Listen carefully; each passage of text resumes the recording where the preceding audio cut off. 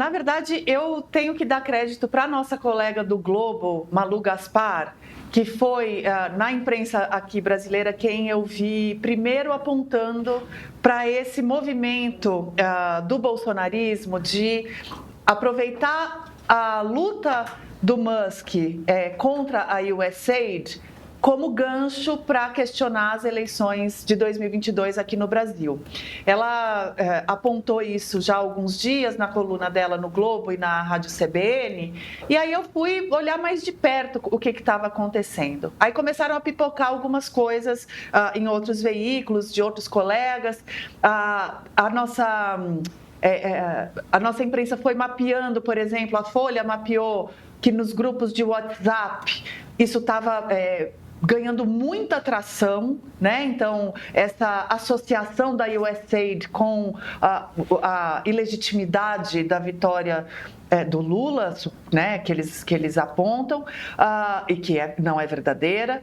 Mas eu acho importante a gente dar um passinho atrás, porque isso começou, na verdade, com um ativista americano de extrema-direita chamado Mike Pence, que é quem o Mike Lee retweetou esse jornal argentino que você mencionou, mas toda essa ideia de que a USAID financia movimentos nos países pela censura e, portanto, por derrubar governos de extrema-direita ou tentativas de reeleição de governos de extrema-direita, começa com esse rapaz, o Mike Pence. Quem é Mike Pence? Mike Pence é um ex-funcionário de Trump, do primeiro governo Trump. Ele foi, eu até peguei aqui certinho os 2 cargos que ele teve no governo Trump. Em 2018, ele era secretário assistente de assuntos políticos no Departamento de Habitação, que era, então, tocado pelo Ben Carson. Aí, de lá, ele foi para o Departamento de Estado, onde ocupou um cargo de vice-secretário adjunto de Comunicações Internacionais e Tecnologia da Informação. Ele ficou nesse cargo por menos de 1 ano, mas ele saiu de lá usando este 1 ano dentro do Departamento de Estado como credencial para se auto-intitular um especialista em cibersegurança.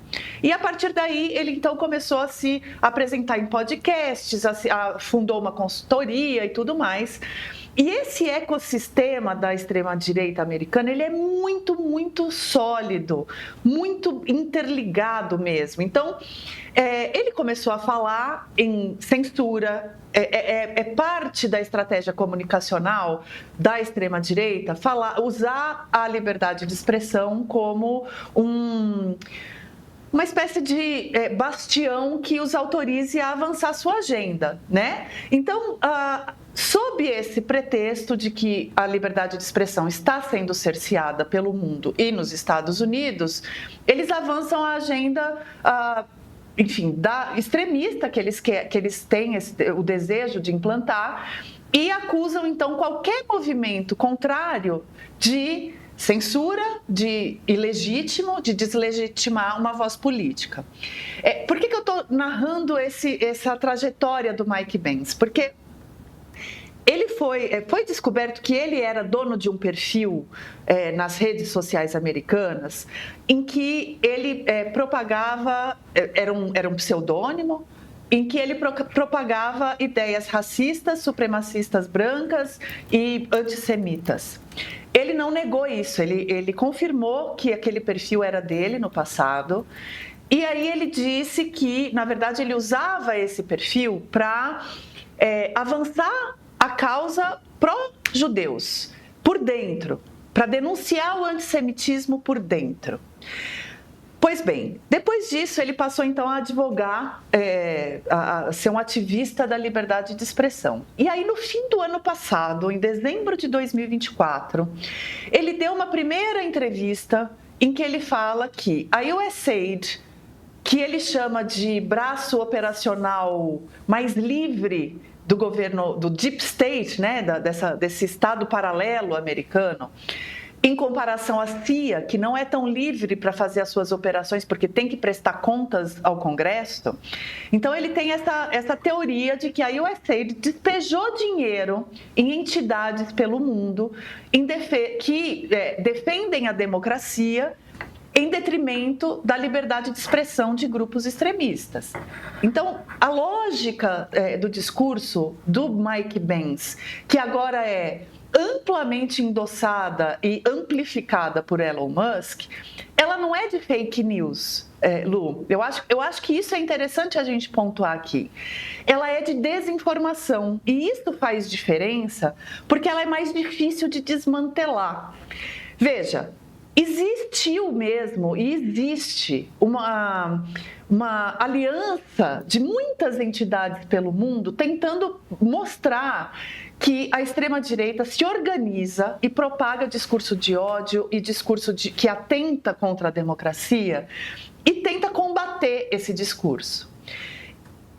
Isso é um fato, isso existe, a gente sabe. O TSE recebeu relatórios de várias organizações não governamentais, não partidárias, não afiliadas a ninguém, da imprensa livre, falando, olha, eles estão espalhando mentira e desinformação nas redes, discursos racistas, discursos supremacistas, e isso afeta a democracia. Isso tudo aconteceu de fato, não é mesmo? Aí, o que eles fazem? Eles chamam isso de um atentado à liberdade de expressão e, por isso, então, uma censura. Né? Então, quando chega a justiça com decisões de, olha, você não pode ser racista, você não pode ser supremacista nas redes, isso é censura. Uhum. A USAID é uma organização criada nos anos 60 pelo John Kennedy, é uma agência de soft power, que realmente distribuiu dinheiro pelo mundo em vários momentos, a depender do interesse do governo da vez americano. Então, houve um tempo em que a USAID distribuía dinheiro para entidades pró-direita, que ajudaram a derrubar governos mais à esquerda e implantar ditaduras na América Latina, por exemplo. Aí, conforme o vento mudou, e, enfim, o escrutínio sobre o tipo de influência que os Estados Unidos vinham exercendo a partir da USAID mudou, eles passaram a remodelar um pouco o perfil das organizações para onde eles enviavam dinheiro. O Poder 360 fez um levantamento, por exemplo, de para onde que entidades no Brasil receberam dinheiro no ano passado da USAID, ainda sobre o governo Biden. A maioria é de preservação ambiental e de assistência humanitária mesmo. Agora, o que o Mike Pence fala é que mapeou recursos da USAID para esse tipo de organização não governamental de vigilância das redes sociais. Né? Então, o que a gente está assistindo? Eu sei que eu me estendi muito nessa fala, mas eu acho muito importante esse contexto, porque esse contexto ele explica por que esse tipo de narrativa prospera. Porque combater fake news é relativamente fácil, bem entre aspas, né? Você pega uma informação plenamente falsa, você mostra um fato que a contradiz e torce para que as pernas da verdade viajem tão rapidamente quanto as pernas da mentira, o que raramente acontece, mas ainda assim é um combate mais objetivo. A desinformação ela é mais difícil de combater, porque ela tem pontos de conexão com a realidade. O problema é que se constrói uma conversa em torno desses pontos que não são a verdade. Então, fica mais difícil de você desconstruir, né, esse cenário. O que a extrema-direita americana está fazendo? O Mike Pence vai ao podcast do Steve Bannon, vai ao podcast do Joe Rogan, que é o maior podcast, é o podcast mais ouvido dos Estados Unidos e que é parte desse ecossistema trumpista, e fala, é o seguinte, se não existisse USAID, Bolsonaro ainda seria presidente do Brasil. Aí o que faz o bolsonarismo? Pega essa fala, e ele com a credencial de ter sido do Departamento de Estado, o que em tese torna ele um grande conhecedor do tal Estado paralelo, certo? Aí vai o bolsonarismo, pega essa frase dele, pega essa informação e transforma no seguinte: os Estados Unidos, sob Biden, usaram o USAID comunista para comprar a eleição de Lula. E não, o que o USAID fez foi...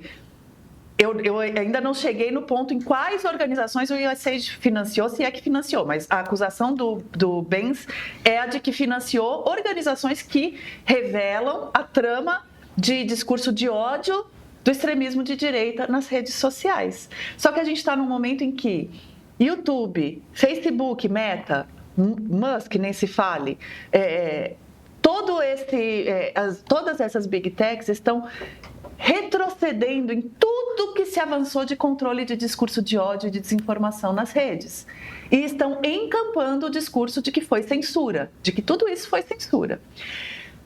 Para completar, chega então o enviado da OEA, da Comissão Interamericana de Direitos Humanos, para mapear como está a condição de liberdade de expressão no Brasil. E ouve do ecossistema bolsonarista que o Brasil já vive sob censura. E sai daqui, ele ainda não foi embora, mas ele já deu indicativos de que esse discurso vai ser muito levado em conta.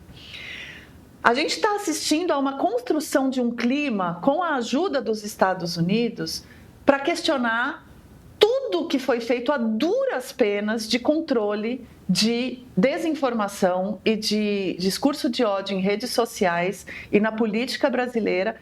Está havendo uma coordenação muito fina, muito sofisticada, que a extrema-direita domina há muito mais tempo e sabe fazer para desqualificar tudo isso e chamar a eleição de 2022 de fraude. E é nesse contexto que está se discutindo lei da anistia para bolsonarista, para o próprio Bolsonaro e mudança na lei da ficha limpa.